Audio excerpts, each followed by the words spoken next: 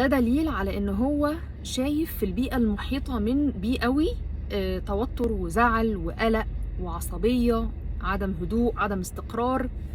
كل ده يسبب الاعصاب التعبانة اللي انت شايفاها دي، وممكن يكون هو سبب في الزعل اللي هو شايفه. يعني مثلا ممكن هو حاسس ان احنا محبطين منه بسبب مثلا ما بيذاكرش، ما بيسمعش الكلام، فاحنا زعلانين منه، فده موتره ومخلي اعصابه تعبانه. او طبعا علشان الاحداث اللي احنا بنشوفها دلوقتي، ممكن يكون شاف حاجه، سمع حاجه، شاف الناس قد ايه متاثره وتعبانه، فابتدى هو كمان يتاثر واعصابه تتعب. بغض النظر عن السبب، الحل ان شاء الله بسهوله في ايديكي.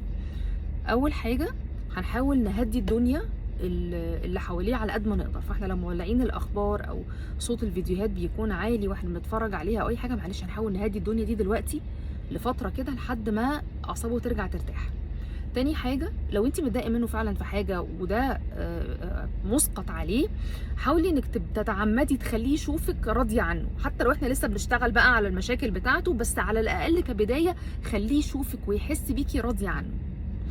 تالت حاجة، حاولي تخلي أول 10 دقايق ربع ساعة في اليوم واحنا بنصحى الصبح نجهز للمدرسة، خليهم حاجة تبقى خفيفة، فيها هزار، فيها ضحك، فيها حاجة. أنا عارفة إن ده صعب، بس معلش لو انت بتشتكي ان اعصابه تعبانه، هو محتاج الهدوء عشان جهازه العصبي يبدأ يظبط نفسه ويرجع يهدى.